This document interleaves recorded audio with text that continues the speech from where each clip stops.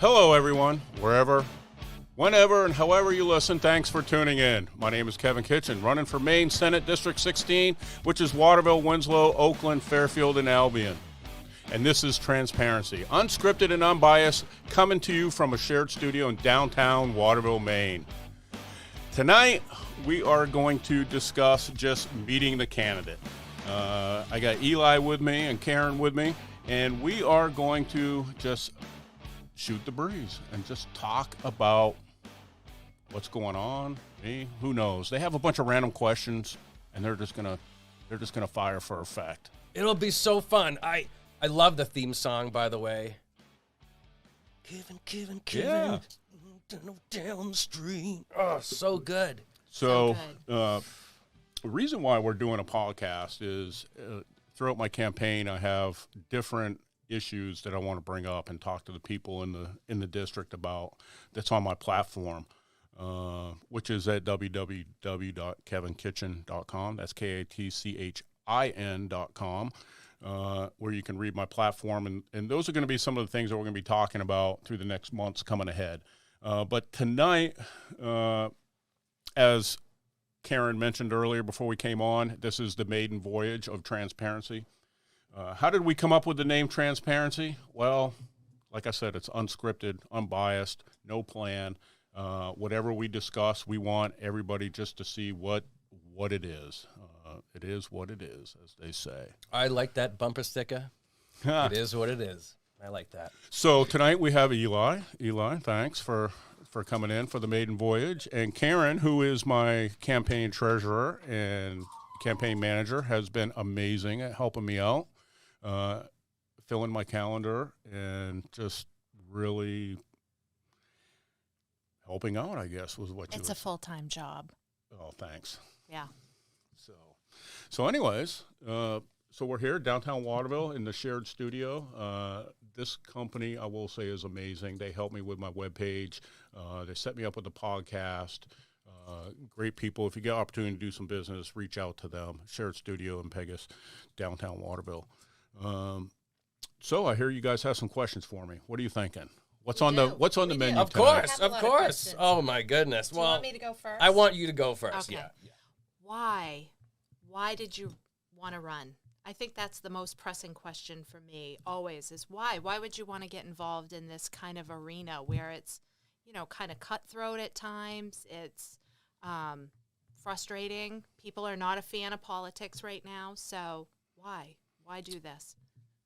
I wish I would have had the questions beforehand so I could have known how I was going to respond. It really comes, well, there's a couple different reasons. One, when I was in the military, one of the commands I worked at, we were severely underfunded. And once the presidency changed, I saw almost a direct impact on what came in and what assets were out there to help us out. And it really helped with the mission. And I'd always wanted to get in politics before then, but that's when it's like, okay, I didn't realize that it could be that drastic of one of my views just by somebody changing in office. But once I retired from the Navy, I did 30 years, came back home. First couple of years was pretty rough. It was pretty rough. I had no sense of belonging, the camaraderie. I missed out on the camaraderie quite a bit. And I found myself watching the news, or not watching the news, should I say. I wouldn't watch the news because it would piss me off, some of the stuff that was on there. And being retired with a pension from the military, I have too much time on my hands. I have a part-time job, which I'm very thankful for. But I found myself always wondering, what if? And the conversation came up with a couple of people. You should run for the House, you should run for Senate, you should run for town council.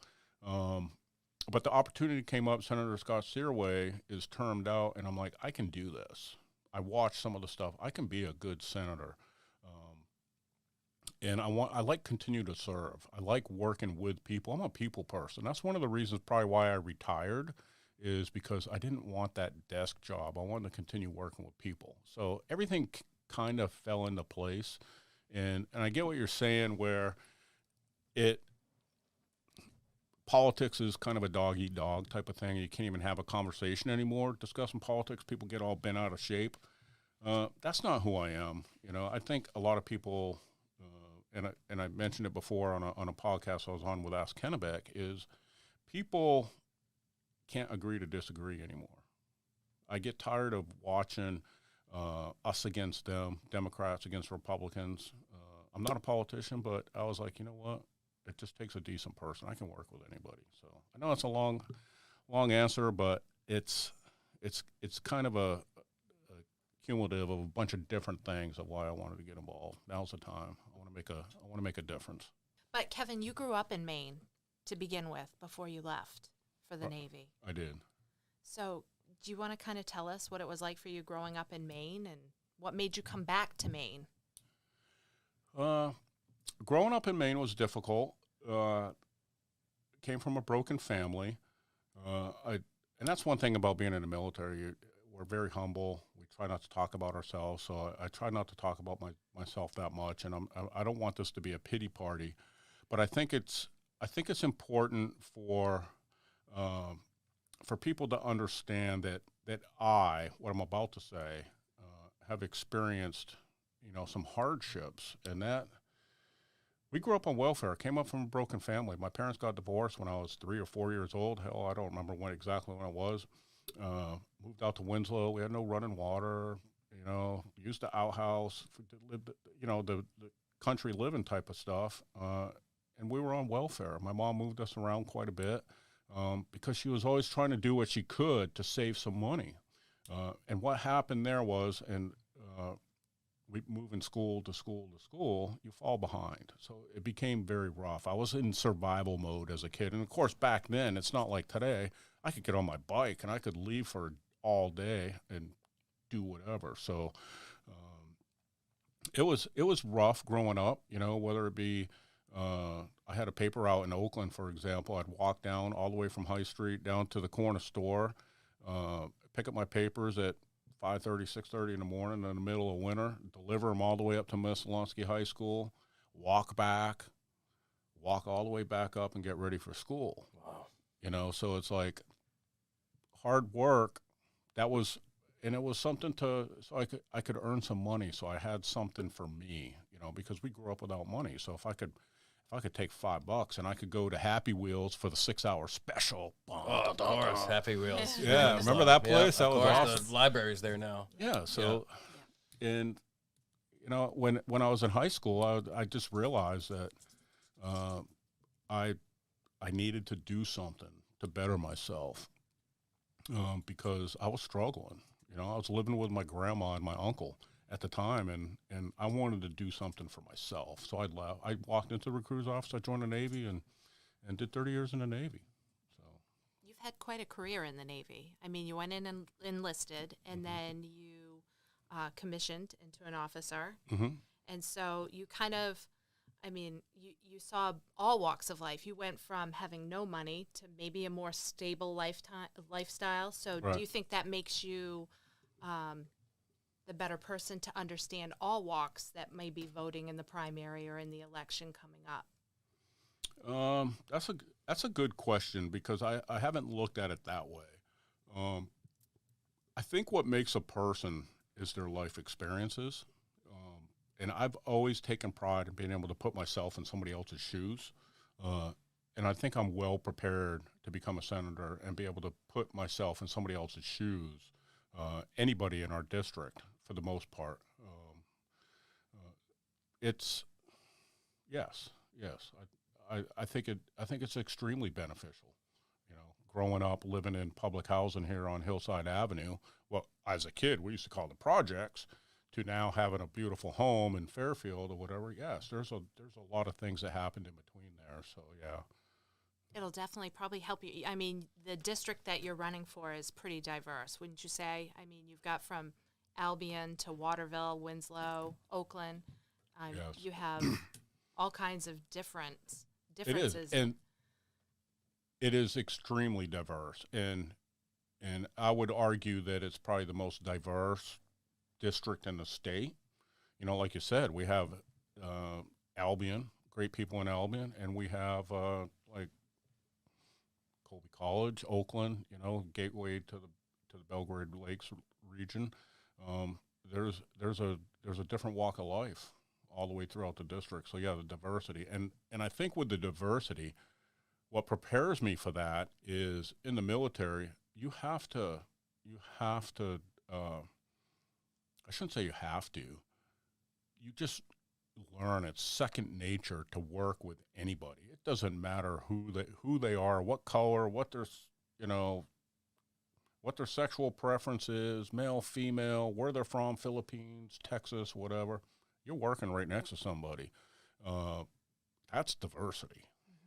So having the ability to work with people and understand that there are so many different walks of life out there and I think I can relate to everybody when it comes to that, just from my experience in the military.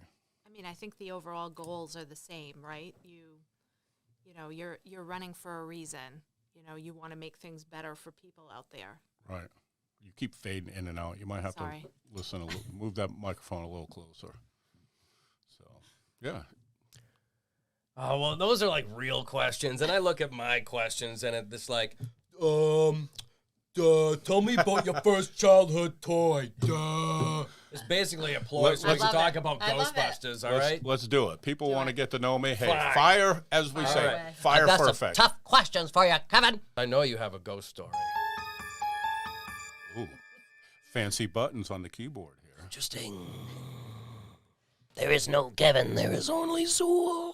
Y'all making me boring now. That was almost too prepared because before we came on, they showed me what all these buttons were, and I got all like the buttons, and I'm like, oh, there might be a time for that. Like when I'm in deep thought, I'm gonna do that sound right there. But since you said ghost, that worked perfectly. It was perfect.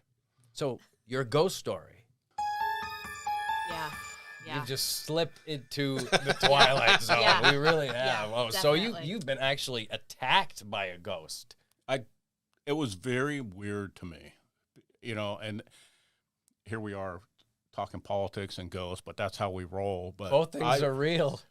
Hey, it's you asked, and that's got. I guess that's why I call it transparency. You ask a question, you're going to get an answer. A ghost is also transparent. Oh, Right? I see how Right? you went with Yeah, that. I see there how you you went go. with Right. There you go. Wow, that's crazy. that. Wow, that's man. Where did this happen? At Where- your house? Yeah, it was at my house when I was stationed in California. Oh wow! I was gonna say if this was local, I'm gonna have to smoke a peace pipe or burn some sage in your attic or wherever this happened, because I need to make sure you're not gonna be possessed by a demon. Things like that happened, on the Housewives of Orange County we were watching last night when Gina, she's like, "Oh, there's something wrong with me. I'm treating Shannon awful. I really regret it," because she was actually possessed by a demon. They went through this Native American ritual where they're on vacation. How fun. They go into this tent where there's fire and they get all emotional. And apparently it's supposed to rid you of your toxins and demons. Well, they didn't make it all the way through. They left in the middle of the whole seance. So guess what? That window is open. So she carried the demon back to the States. What? Why are you what show? watching that? You're watching Real Housewives? Orange County. Tell us more. Of course. It started out with, sure, anything Sarah wants to watch, but now it's like we're invested. We're invested in these people. You cannot ask me any questions on ex-wives of Orange County or whatever it is. I don't. Well, Yeah. I want to talk a little bit about the election process. Okay. Because despite the fact of me kind of being your assistant, I've learned a lot while we've been working on your campaign. And one of the things that I wanted you to talk about is the difference between traditional elections and clean elections. Traditional campaigns and clean election campaigns and what that looks like. And why are you running the clean election? So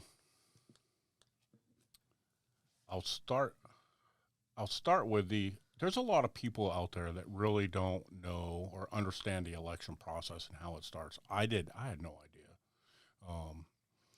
I remember going to the Ethics Commission and signing a piece of paper saying, okay, I want to be a candidate for Senate.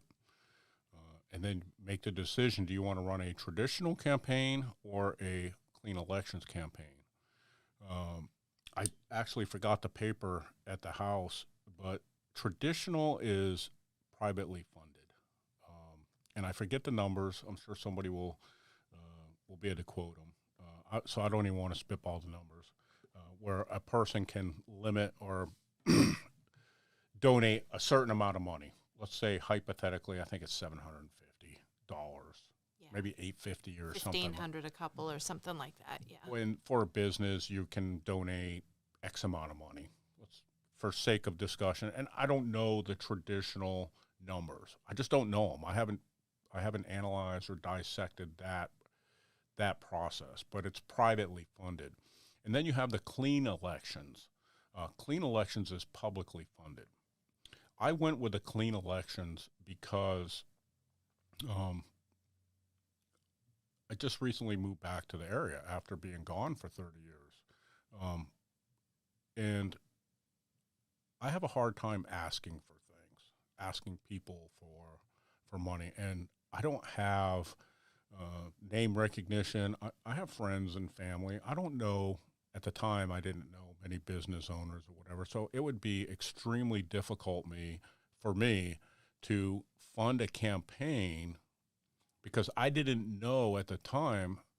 I thought I was the only Republican candidate, and I didn't know if there was a Democrat candidate because this was in December. This is something I've been thinking about. I had approached actually some people in Augusta as early as May or June, of last year is when I was talking about this with them. But I decided to go clean elections, and it's an interesting question because a lot of people don't understand. So I'll just go real briefly through the process. So the process is you go, you say, okay, I want to be a senator. So you go and you fill out the paperwork, say, okay, I will, and you read the agreement, and then you can volunteer that you won't be evil and, you'll be a good person, which is easy for me. So I was like, okay, I'll sign that. So then come January 1st, the year of the election, is when they open up where you can start getting petition signatures. For state Senate, you have to get 100 petition signatures verified by the towns that you're in, and they have to be by the party so I'm running as a Republican. I have to get 100 Republican signatures from Waterville, Winslow, Oakland, Fairfield, or Albion, verified by each town office, signature verified. Then I take it to Augusta to up there, and they verify that. Once you get, and that is just to get your name on the ballot. Say, okay, so when you see a ballot, if it's a primary, everybody's on the primary ballot. You have to get primary to get on the general. That's just to get on the ballot. So I got to 100 signatures. So when you see candidates out and about, and somebody comes up to you and says, "Hey, I'm a Democrat and I'm running for state Senate 16. Will you sign my petition to get on the ballot?" And then Eli comes up to you and says, "Hi, I'm a Republican for Senate District 16. Will you sign my petition to get on the ballot?" You can sign them both. In fact, it's probably a good thing because the more people that are on a ballot, the better, in my opinion, because it brings out issues. What is the community going?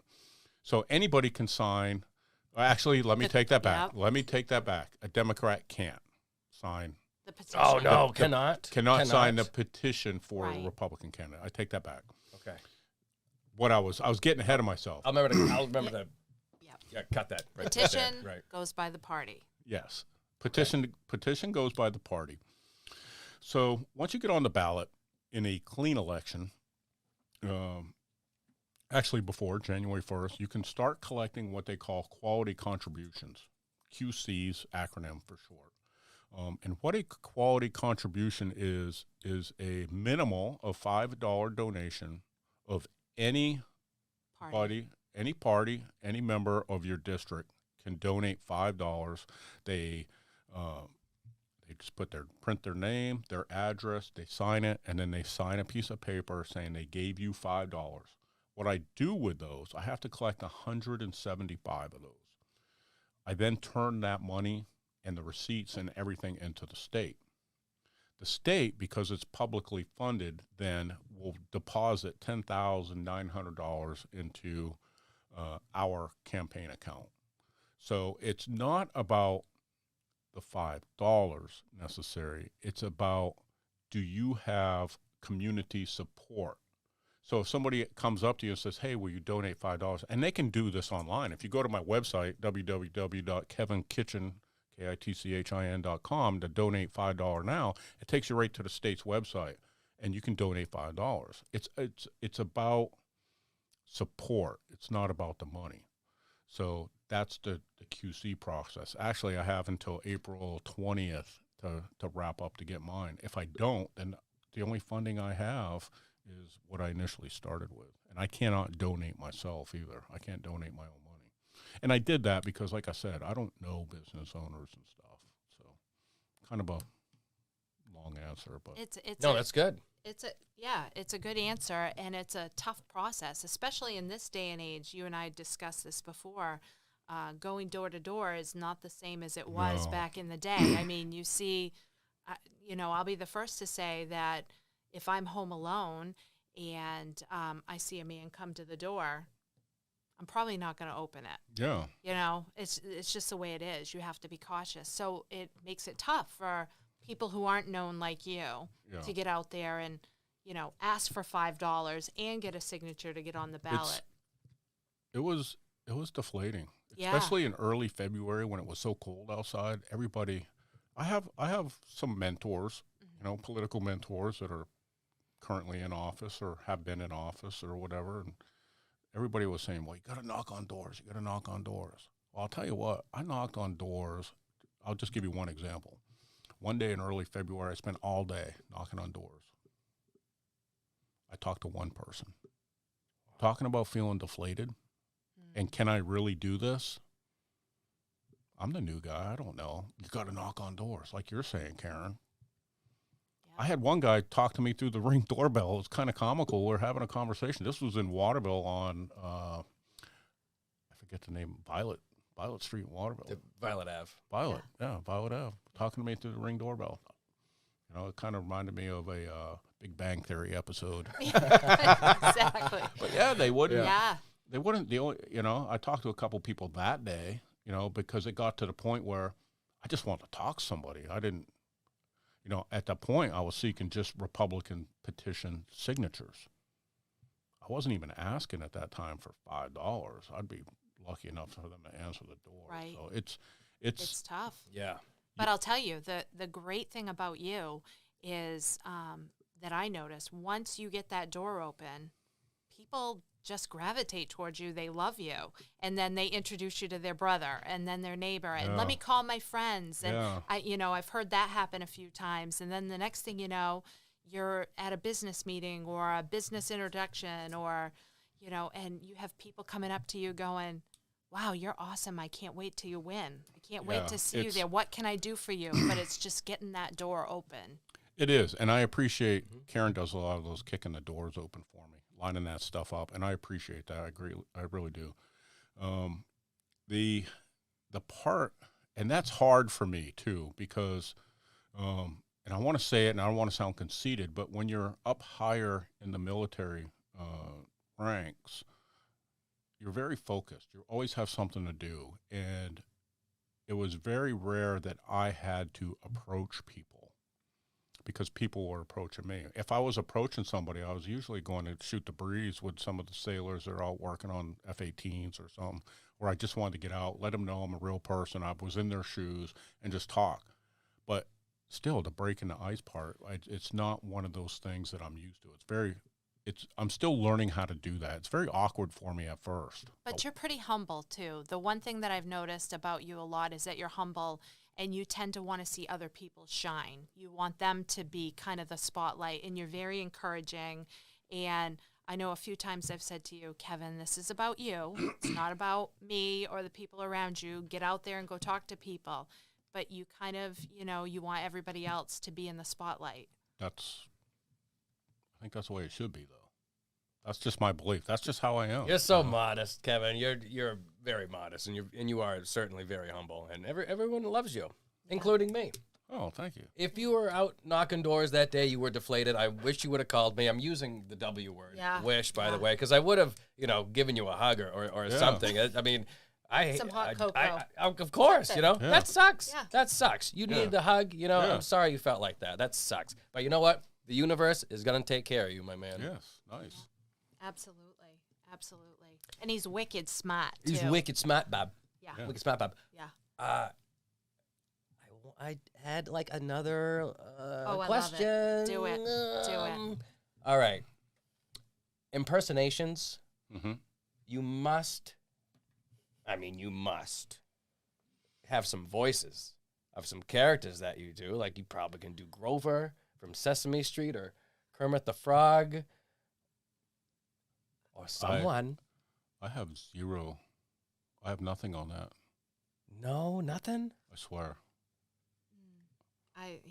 I've got nothing. Yeah, I've got no impersonations. no.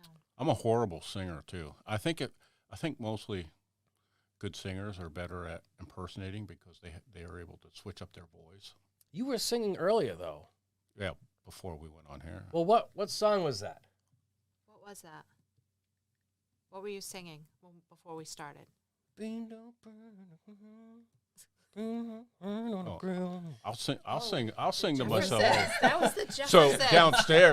So downstairs in the man cave, we have a karaoke machine, and I hook it up to my laptop. Oh, jeez, nice. And I have like the big screen, 110-inch projector, and we'll do karaoke nights down there. Oh, and I can kill some chili peppers. Wow. Oh, yeah. Red Hot Chili Peppers. Nobody else thinks I kill it, but hey, as long as I think I'm doing good, that's all You're that doing matters. well. I know what song it is. Which one? I know you sing Under the Bridge. Oh. Under the bridge downtown is where I drew some blood. That is my song. Prove it. Take me to the place I love. Yes. I threw my life away. Yeah. Hey, So I don't do impersonations, No. but I enjoy a good cold drink from time to time, and we'll do some karaoke and shoot some pool, play some pinball downstairs. You have Nice. to come over sometime. It's a fun time. I'd love to swim in your pool. Yeah. Awesome. It's a ool. Oh, okay. Ool. It's a ool. O-O-L. There's no P in it. Leave it that way. Leave it like that. Oh, man. I'm feeling the Zinged me dad again. jokes. Those are dad jokes. Oh, Dad jokes. Man. Yeah. My goodness. Oh, excellent. Oh, yeah. That's excellent. It took It was me a little too late. It took me a second. What other bad copyright-free jokes do you have? jokes? You must know some great one-liners or something like that. Oh, I'm pretty witty. It just depends. It just depends. That's the thing about being in the military. If you're not witty, you get preyed upon. Oh, So even if they say something and it really bugs you, if you laugh it off and you say yeah whatever, but if you let somebody know it bothers you, oh, it's game on. Oh, no. It's game on. So I've gotten some pretty thick skin over the years. Yeah. What would I do if I was? This would be my trigger. Eli, you're so handsome. No, seriously, no, I'm too modest. Stop saying it. That's what would happen. I'm lost right now. What are we talking about? What are we talking about? I'll edit that part out too. Okay. No, So in the your actual gum is in there. I thought it was trash, so I picked it up. What other And- jokes do you have? I've got nothing right now. Edit that out. That's okay. So as far as jokes, the not suitable for work. As far as jokes in the Navy, every time, like if I was chairing a board, whether it be a Sailor of the Month board, a board for plane captain where they get their qualifications or whatever, one of the common things was always to ask them if they had a joke, just to break the ice, because it's pretty stressful when you're young. I remember going and getting some of my qualifications. You walk in there, you get a board, full of a lot of senior people, and they're going to drill you questions to make sure you're qualified to do your job. It's fun to have, a good joke just to break it out. But tonight I'm going to pass on the jokes. So They'll just have to listen for the future episodes. yeah, Yeah. I'll come up with some good ones on our future podcast. Jokes in the future, everyone. That's right. Okay. So, What's next? What's next with the campaign? So I'm in the process right now of collecting the 175 quality contributions. I'm not gonna specifically state how many more I need. I obviously plan on winning. That's a whole other conversation in itself too. Once I win the primary, I can get up to 360 more quality contributions, and every 40. I know this might sound confusing to you, but every 45 contributions you get like $5,400 put into your account. So the max is to get an additional 360. So I'm working that. And this is something that it was kind of humbling for me. I've realized I cannot do it myself. I had a hard time getting 100 signatures. I want to say it was a hard time. I had a great time getting the 100 signatures. I think it would be different now that you're becoming known. There would have been it, but you started from nothing, Right. So I'm in the process of getting the 175 or 175 qualified contributions. Yes, Yeah. thank you. Now, we need to get those sooner than later, because that allows us to have income in our campaign to do things like yard signs, whatever our strategy is going to be, whether it be You should do a video. or podcast or Right. media. You guys have been great. I mean, it was one of the things, we did a website. So that's where we are in the campaign. I'll go back to that here in a second. That's where we're at, is to get the 175. And then that will allow us to have money through the June 14th primary election. And then between now and then, it's continuing for me to continue to go out during the day. I beat on doors. I need to maximize. I need to become effective and efficient with my time. And I've been finding that I do that. And again, going back a little bit, I had to be humble and ask people for help for my quality contributions.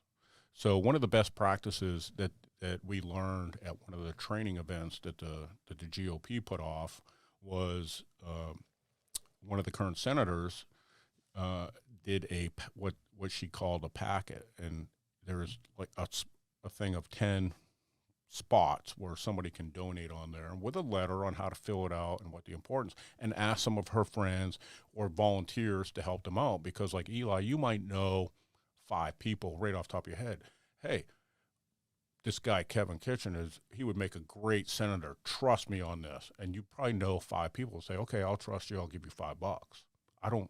I have a hard time knowing those 200 people right off the top of my head without going door to door, boom, boom, boom, being good at my time. So right now I have approximately 14 people that have a packet of 10, which is challenging for me. Again, asking for help, but also the fear of, even if they get one, that's very important to me, but it would be awesome if they came up with 10.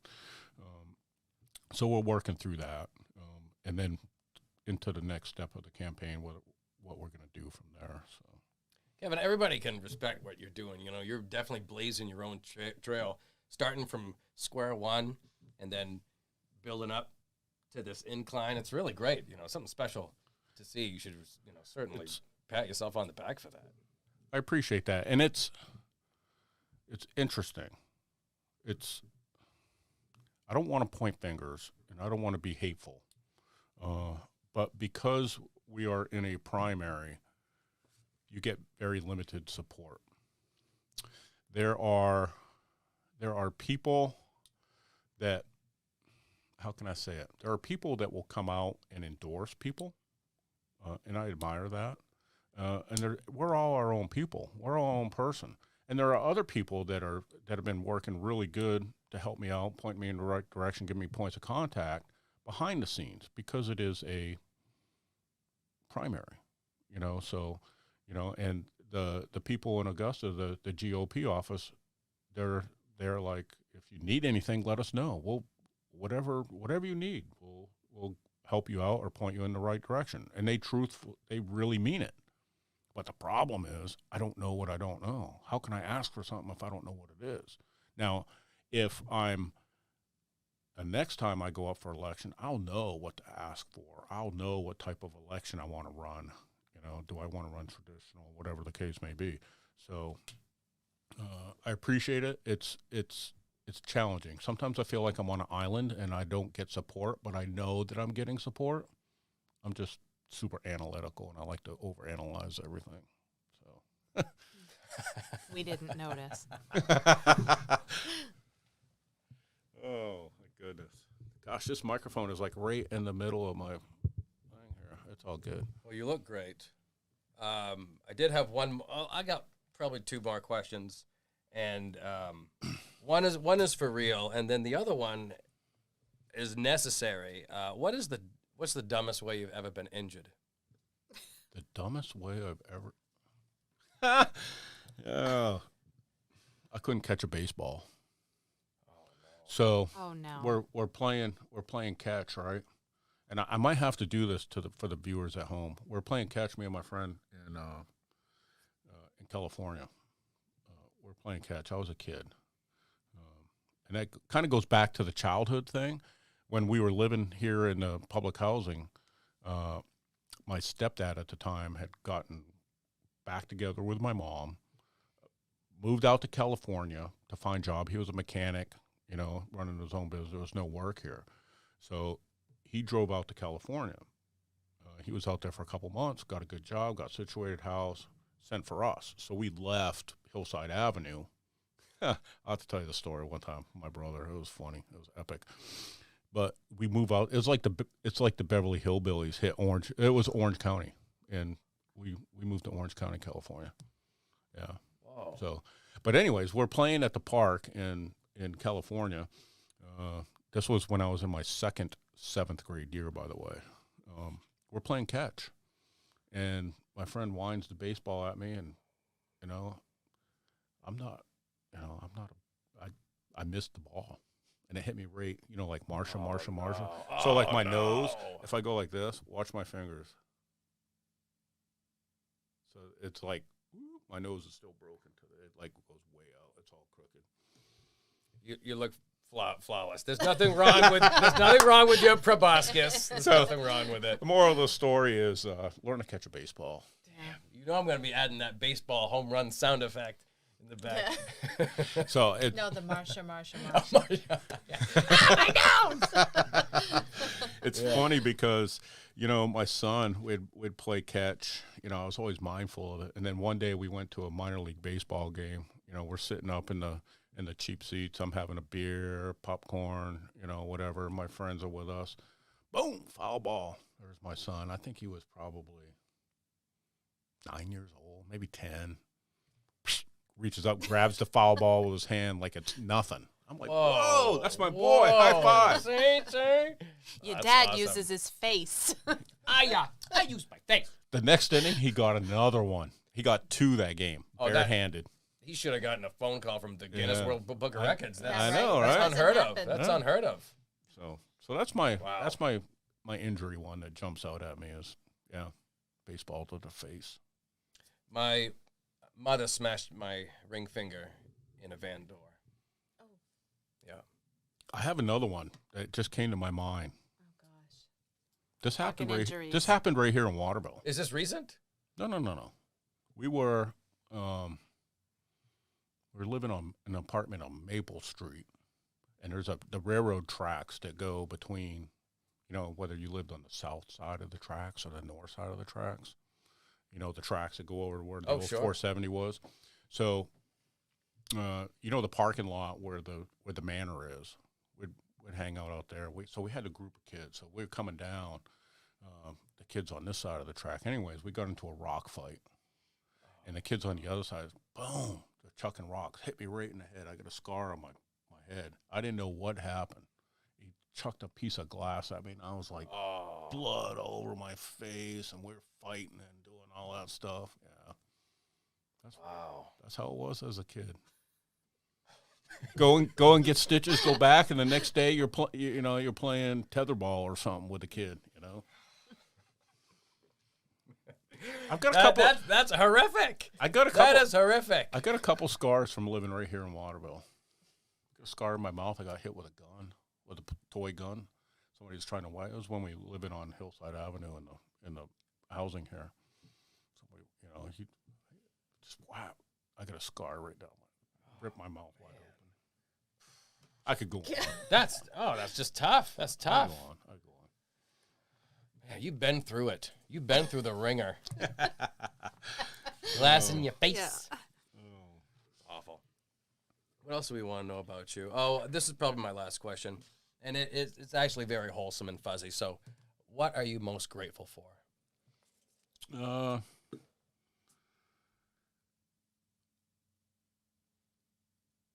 The long pause is because there's so many things. I don't know if I could put my finger on one thing.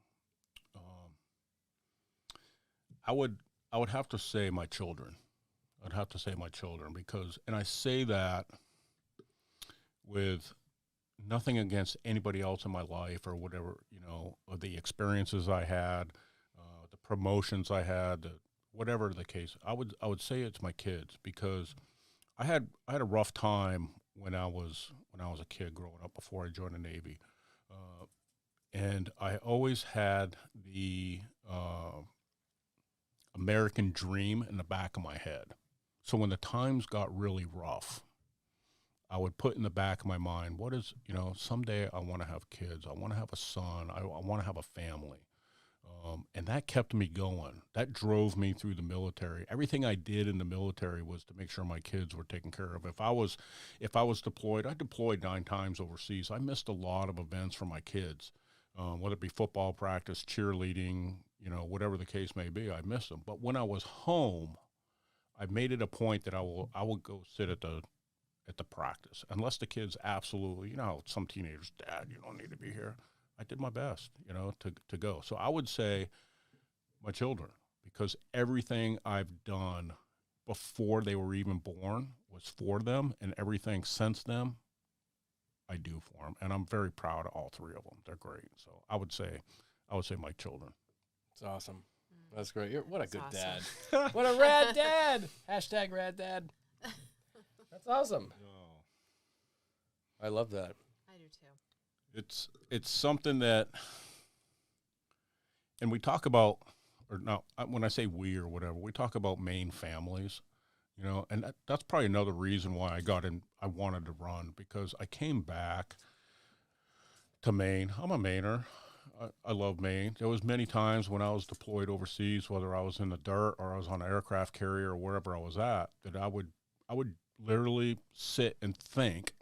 I wouldn't say dream because you're sleeping, though I had dreams. I would sit and think on my worst days, God, I wish I was up to my freaking you-know-what in snow out hunting on Thanksgiving, or I wish I was out getting bitten to heck by black flies doing whatever. I envisioned moving back to Maine on the days like, because, if you're walking in dirt for months on end, or if you're walking on steel for months on end, where was my go-to place?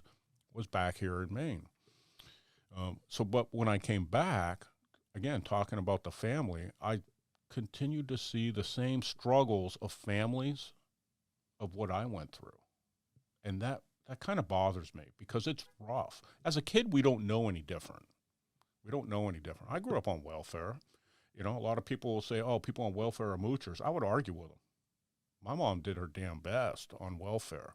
I know what we did. I used to go to the corner store with a $5 food stamp coupon, buy a candy bar, and give her her change so she could buy cigarettes. I understand, the pros and cons of that. But if it wasn't for the welfare system, I wouldn't have been here today where I'm at, because there's there's a right way to do things like that, and the programs in our state of when I grew up on poverty that I think are very important to our communities. And I wanted to make sure that, yeah, we can probably change some of that, make it better, but don't do away. Don't give people a stigma because they're in poverty or they're on public assistance. Hell, when I was a E5 in the Navy, I had 2 kids in diapers. I was on WIC when I was in the military. You know, and I remember I made it a point to go to the store and get my WIC stuff in uniform. People would look at me. I didn't give a damn. Still happening here. I Teachers, deserved. Yeah. I teachers. qualified for it. That's- I'm of going to course, do it. of course, absolutely. If you qualify for a certain type of Absolutely. assistance, there's no shame in that. It's supposed Yeah. to be a hand up. Yes. Yeah. There, Teachers, police officers, a lot of them still qualify for that. Yes. The wages here, why is, and there's such a stigma on it Sure. because people say, you know, so many different things. You know, can we do better? Make sure that it's not, you know, like our past governor said, an able working body should be able to work. I agree with that 100%. You know, my mom worked her tail off. She had 2 jobs working, you know, as a waitress or whatever, and she ended up coming off of public assistance. Thus, we moved around a lot so she could save money, but she did it. You know, so there's ways to do that. So seeing, going back to, you know, my childhood, what's important to me, my children, my family, I still see those struggles in our area today, and I think we can do better at making sure that we have the resources continued available for them. Excellent. I think All we right. should wrap it up. Let's tell everybody. Let's give them the call to action. Tell everybody how they can donate. One more time. Give them the website. You're going to edit this out, right? Yeah, me coaching you, yes. Me directing, yes. I will definitely do that, yes. And then, you know, we'll fade out with a theme song. yes. Yeah, we're about 56 minutes. Excellent. So yeah, there's a lot of different things, and we could probably go on forever. And again, this is why I called our podcast Transparency. I just want people to understand I'm a normal person. I'm not, and they say, don't say you're not a politician or whatever. Politician to me is somebody that can work with anybody. You know, I'm not necessarily a quid pro quo type of person. If it makes sense, I don't care who you are. If it makes sense, and I don't care if it pisses somebody off, if I, you know, go against the party line or whatever the case may be, because our district is so diverse. You know, our district is so diverse. I cannot be a good representative or a state senator in District 16, Waterville, Winslow, Fairfield, Oakland, and Albion if I went along the party lines all the time. You just can't do it. It's not right for people.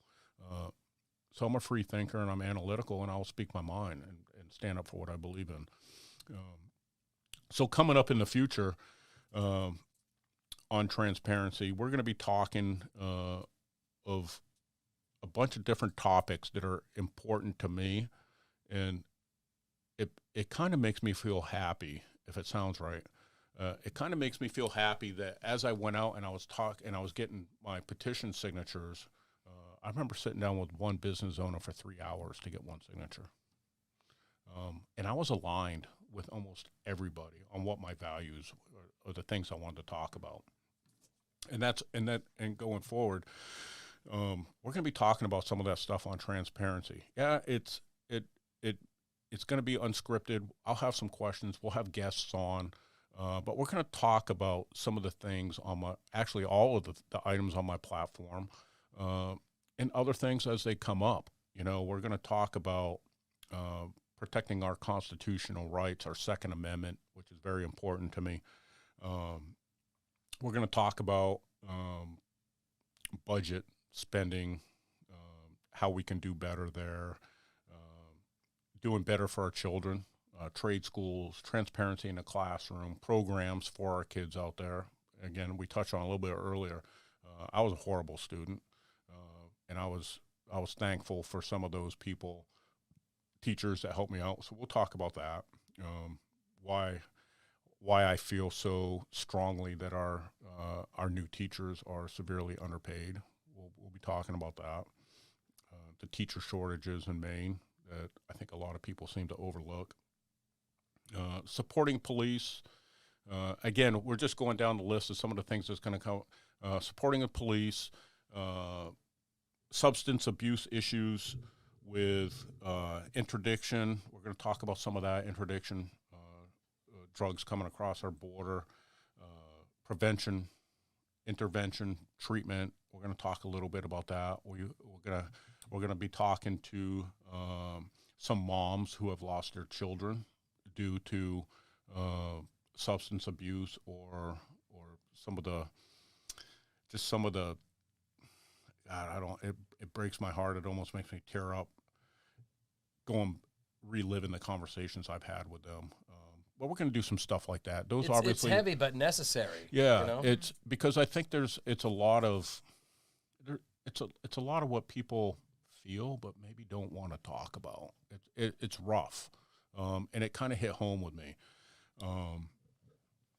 And everything else is on my platform: economic growth and supporting veterans and things like that. And then randomly, we're gonna be out and about shooting a video on our website. We did a Second Amendment with A&G here in Fairfield. That came out really good. I appreciate that. I love it. Awesome. You're a great interviewer. You That was really fun. are. That was awesome. fun. Adam was Adam's great. great. Yeah. Yep. Adam's great. So we'll do another one of those. Karen has some ideas. I'm always looking for ideas, thinking outside the box. The whole purpose of this podcast, Get to Know Me, is because I don't have the name recognition, but more importantly, whatever happens in June or November, I want to be able to be at peace with what happened. Yes, I feel very strongly that I'm going to win, but if for some reason I don't, I want to be at peace that I talked to everybody that I could and we discussed the things that were important to me. And if I make the change in one person's life, I can rest at peace with it. So that's what the purpose of transparency is going to be. It's going to be, we're going to shoot the breeze. We're going to have some interview questions and we're going to discuss the issues within our community. So that's what's coming up. In the meantime, for people that want to look and see what's on the platform, things that are important to me, you can go to my website, www.kevinkitchen.com, KITCHIN.com, and you can go on there. You can see how to donate your $5 for my quality contributions, which I would greatly appreciate. You could go down and see and click on. I'll tell you what. I'm not saying it just because it's mine. It's a pretty badass website. These guys did an amazing job. It is great. It is pretty dope. It is. It is. It's beautiful. It's really, really well done. They did a great job. Thankfully, they worked with me throughout the process because it was one thing after another. I didn't like this, puppy to little dog, back to puppy, potato, all that stupid, stuff. But they really They were, delivered, definitely. Oh, it's like literally when I look at the website, it's like Lee Greenwood is whispering in my ear. It's awesome. It's awesome. They did a good job with it. It's beautiful. Yeah. So definitely go to my website, check it out. And it's easy to use too, by the way. It's very easy to use. It's very modern, very sleek. It's awesome. And they did a good job where you can, and I'm not, not to keep dragging this on, but they did such a great job where I can log on with my iPhone and it makes sense. I can log on with my computer and it looks professional on both sides. So however these guys did it, I'm a huge fan. And I had to do a website, before I close out here. I had to do a website. We had to do it right because you get one chance to make a first impression, right? People are going to start seeing Kevin Kitchen State Senate with an airplane on it. Actually, the logo is going to... Great logo. You can see the logo right there on the screen. And they're not going to know anything about me. In the military, I had a top secret security clearance, and there's not much in the public out there about me.